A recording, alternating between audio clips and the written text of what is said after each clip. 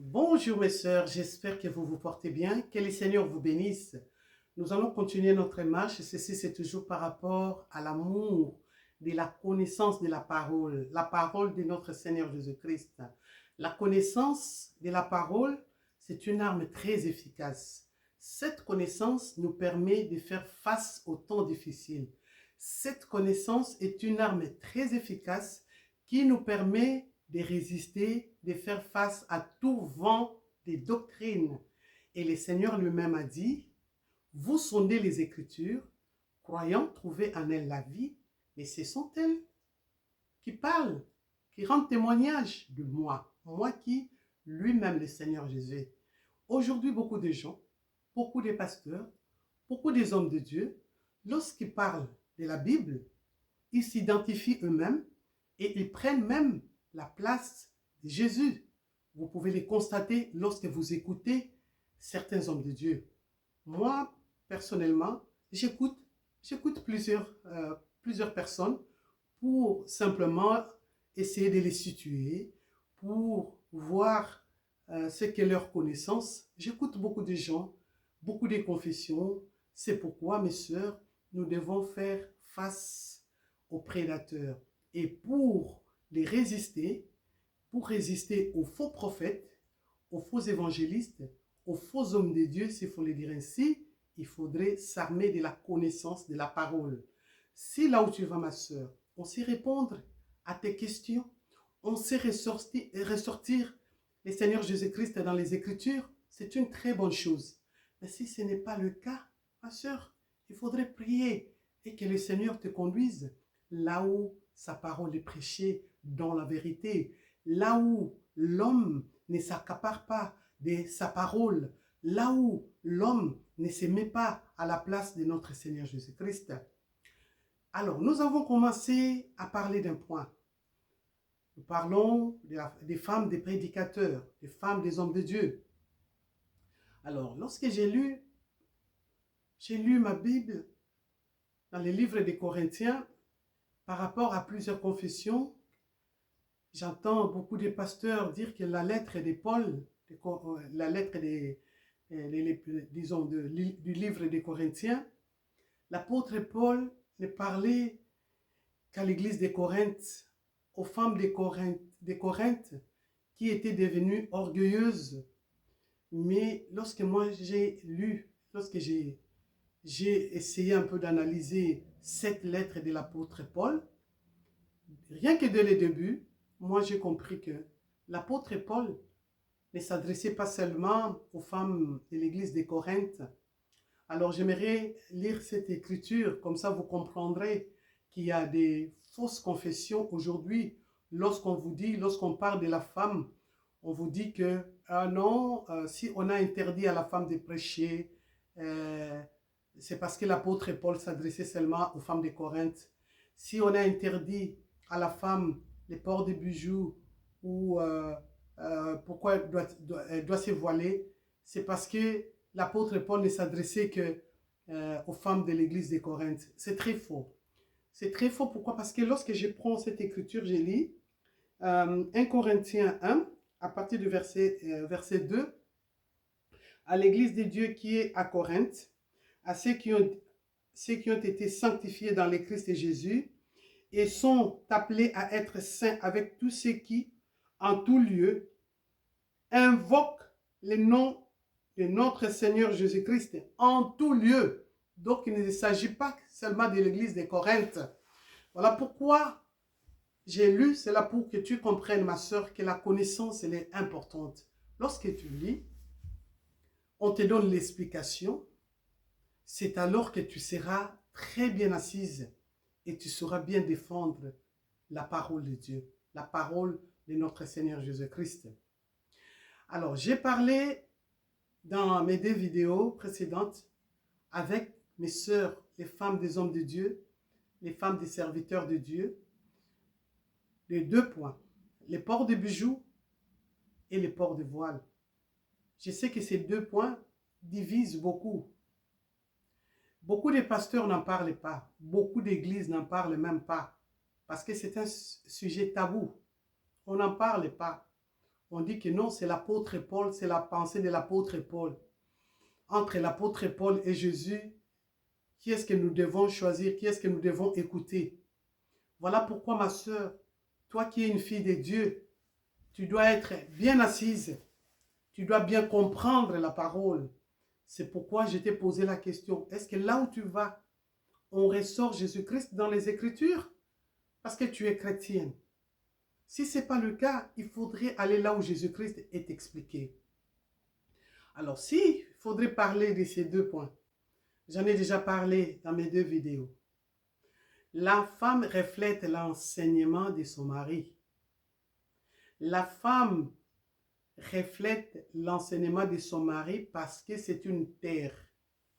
Une terre qui a été choisie par l'homme, qu'on a labourée, qu'on a enlevé mauvaises herbes, les épines.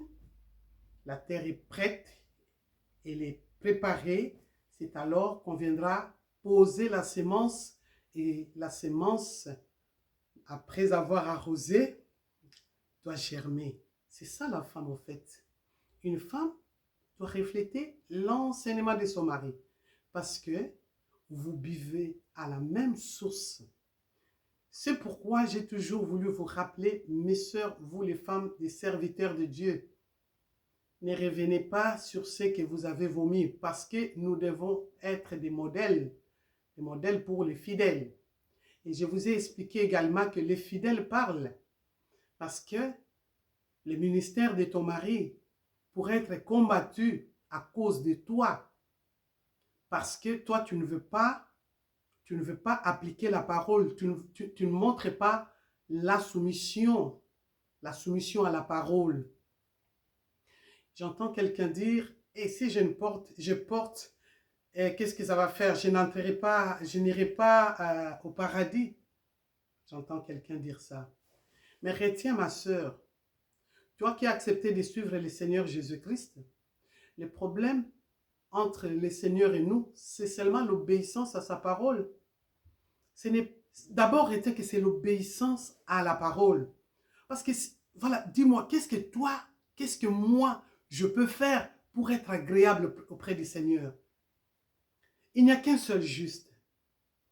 Le Saint, c'est le Seigneur Jésus-Christ. Nous tous, nous sommes en lui, dans le juste. Il n'y a qu'un seul juste.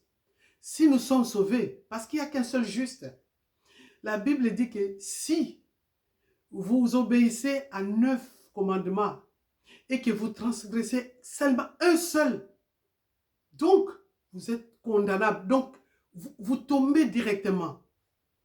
Alors, dis-moi, disons-nous la vérité. Vous croyez que nous, vous et moi, nous pouvons vraiment obéir à tous les commandements? Nous sommes faillibles. Ce n'est que par sa grâce. Donc, nous devons comprendre que, puisque nous sommes dans le juste, le Seigneur Jésus-Christ, c'est alors que nous sommes sauvés. Nous ne sommes pas sauvés à cause de nos œuvres. Que l'œuvre que tu pourras faire, que je pourrai faire, qui pourra nous sauver? Aucune œuvre. Voilà pourquoi nous devons obéir à la parole. Obéissons à la parole. Parce que le problème ici, c'est l'obéissance à la parole. Le Seigneur regarde l'obéissance. Le fait de porter, si tu portes dans la chair, tu ne sentiras rien. Mais le problème, c'est que tu as désobéi. C'est là où nous sommes, mes sœurs. Aujourd'hui, nous oublions que nous sommes des pèlerins sur la terre. Nous oublions que nous sommes des passagers sur la terre. Les gens ne pensent même plus que nous passerons. Voilà pourquoi pour un enfant de Dieu, sa pensée, c'est toujours tourner vers le pays. Hein? Comme le bien-aimé Jimmy chante. Lola, Lola, Elikiana Kembo, et c'est moi mon santunde Lola. Oui, ma joie c'est de rentrer.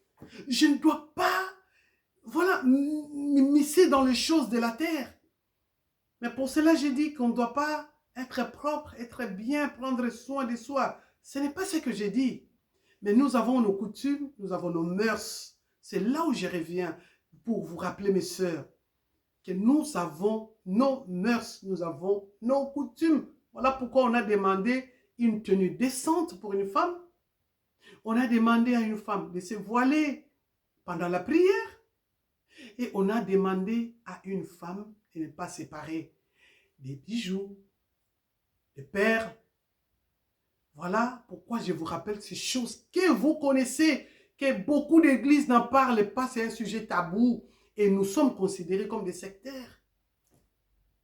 Comme des sectaires. On dit que nous sommes des sectes. Ça, vous le savez. Qu'à cela ne tienne. Nous connaissons le pourquoi, le comment et le quand de chaque chose. Parce que c'est la connaissance. C'est la connaissance qui sauve.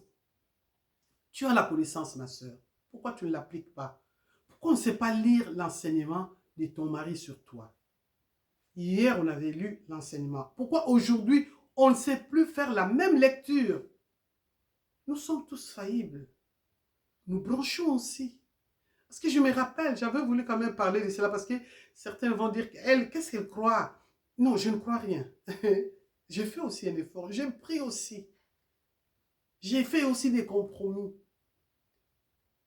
J'allais parler de ces points. Je me rappelle, quand je suis revenu d'Israël, parce que mon mari était en Israël, quand je suis revenu d'Israël, j'étais aux Pays-Bas, je viens à peine d'arriver, et j'ai fait des photos des enfants, et moi-même j'ai fait une très belle carte là.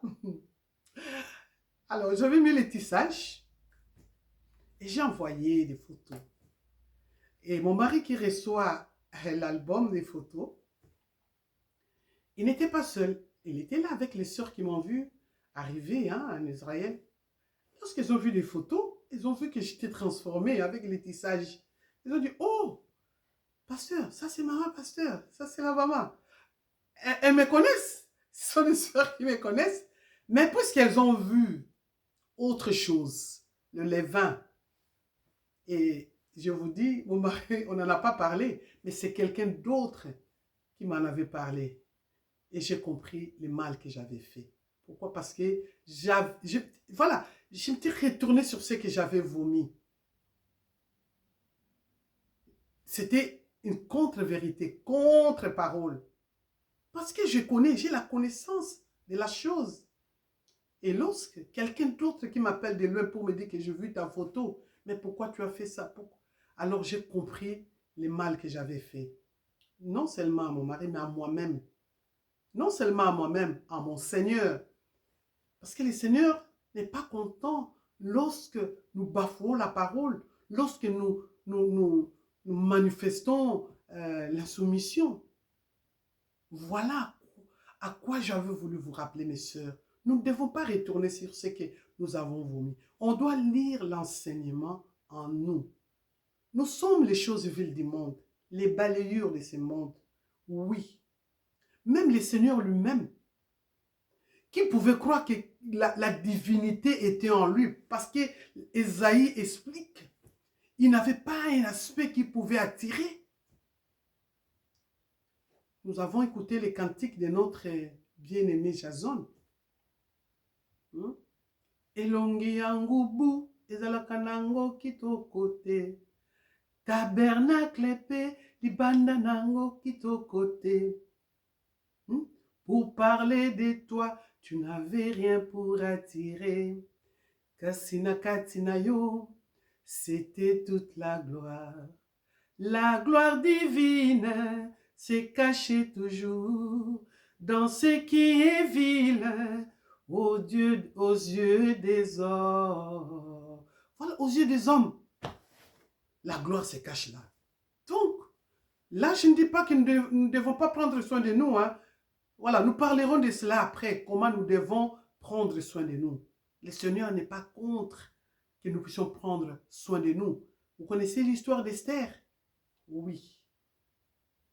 Vous savez comment Esther était préparée? Nous en parlerons. Mais ici, nous parlons d'abord sur les bases, les ABC de l'évangile. Mes sœurs, ma sœur, le ministère de ton mari est maintenant combattu à cause de toi. Parce que tu ne sais pas l'accompagner comme il faut. Il commence même à chercher maintenant des versets pour couvrir ta faiblesse. Tu crois que le Seigneur va te bénir comme ça? Ton mari, on connaissait son enseignement. Maintenant, Thomas, il change l'enseignement. Il commence à chercher des versets. Il commence, voilà, c'est le péché, c'est le levain déjà qui est là. La mort est déjà dans le pot. Il commence à te chercher pour couvrir ta faiblesse. Et tu crois que le Seigneur va te bénir. Tu peux avoir l'argent, hein? Tu peux avoir tout ce que tu veux. Hein? Parce que toutes ces femmes qui servent le Seigneur, elles ont la possibilité d'acheter aussi les cabellos. Elles ont la possibilité d'acheter. Elles ont la possibilité aussi d'acheter, je ne sais pas quelle sorte de bijoux, des bambous, je ne connais même plus parce que ça fait tellement longtemps que j'en porte plus. Donc, aujourd'hui, ton mari commence à chercher des versets pour, voilà, pour... C'est comme ça que tu t'attires les malheurs, ma soeur. Tu t'attires les malheurs. Pourquoi? Parce que tu ne sais pas accompagner ton mari. Tu ne sais pas bien l'accompagner. Aujourd'hui, il peut aller prêcher quelque part, il prêche très bien. Mais les gens ont tellement soif de voir sa femme, sa famille, pour voir si on va aussi lire l'enseignement. Quand on te voit, oh, on croyait, ah, lui qui est prophète, ah, lui qui est docteur. Et des fois, moi, ce qui m'étonne aussi, ton mari prend également ta photo là, où tu n'as même pas, tu ne reflètes même la parole. Ton mari, il publie aussi cette photo. Je me pose la question, pour quel but? Il publie ta photo. Et il y a des gens qui viennent. Lorsque vous likez, vous dites que là, vous confirmez que le Seigneur est menteur, vous qui likez ce genre de photos. Il ne faut pas liker, hein, comme le disait l'apôtre, comment il s'appelle? L'apôtre Nestor. On lui amène la photo d'une famille. On lui dit, ah, regarde, la femme du docteur tel. Il regarde la photo et regarde que non, il n'y a pas la doctrine. Il dit, oh, c'est pas la femme d'un apôtre. Ça, c'est la faute de l'apôtre de Néo. Non, vous voyez, ça peut faire rire. Mais il a voulu, il a refusé. Pourquoi? Parce qu'il n'a pas lu l'enseignement. Et des fois, ton mari, quand il explique les choses, oh, il met tout le monde d'accord. Quand il explique, il met tout le monde d'accord. Mais lorsqu'on te voit, oh, les gens se disent, oh là là là là, mais là, il y a encore du travail à faire. Hein? Voilà. On l'appelle incapable. On dit de ton mari, il t'aime plus que les Écritures, plus que Dieu, plus que la parole. Mais c'est toi qu'on aime plus. Et tu crois que le Seigneur sera content? Tu crois que le Seigneur est content de toi? Et tu crois que le Seigneur va te bénir comme ça? Oui, tu peux avoir l'argent. Mais spirituellement, tu verras que tu vas même affaiblir les ministères de ton mari. Tu vas l'affaiblir comme ça. Parce que tu ne sais pas l'accompagner. Et tu es en train, pas de critiquer, mais de te moquer de ceux qui sont, voilà, pas contre toi, mais contre ton enseignement, l'enseignement de ton mari. Mais ils ne lisent pas l'enseignement. C'est ça le problème. Et ton mari devient même arrogant parce qu'on lui dit non, prends d'abord soin de ta femme. Voilà pourquoi j'ai voulu te rappeler, ma soeur. Nous devons accompagner nos maris. Là, la tâche difficile, la tâche, elle est déjà difficile. Et toi, tu viens encore rajouter. Et tu crois que le Seigneur sera content. Prends déjà soin de tes enfants. Des filles, il faut enseigner à nos enfants la parole, la doctrine. C'est très important. Et en commençant par toi-même, tu dois être un modèle pour les fidèles. C'est très important, mes sœurs. C'est ce que j'avais voulu vous rappeler aujourd'hui, mes sœurs. Ton mari commence à chercher des versets pour maintenant justifier ta faiblesse. Et ton mari a changé l'enseignement. Il oublie que nous avons ses écrits, nous avons ses vidéos lorsqu'il confessait que le port des bijoux n'est pas conforme à la parole. Nous avons les archives. Mais maintenant, il revient sur ce qu'il a dit. Et tu crois que le Seigneur va les bénir? Voilà, mes sœurs. Je crois que nous continuerons. Nous parlerons également de la tenue de la femme. Hein? Parce que cela ne signifie pas que nous devons nous négliger, parce que nous devons nous voiler. Nous ne devons pas nous habiller glamour. Non, le Seigneur n'est pas contre cela. On demande simplement à la femme la pudeur. La femme doit se voir, disons, s'habiller avec pudeur et modestie. Et retiens, comme je l'ai dit la fois passée, que la beauté de la femme est dans la simplicité. Toi qui dis que non, je peux porter même les petits là, est-ce que ça fait un problème? C'est les problèmes de la soumission. Le problème, c'est la soumission d'abord à la parole. Tu as oublié que tu vas passer? Nous avons oublié, hein? Nous sommes des passagers sur la terre.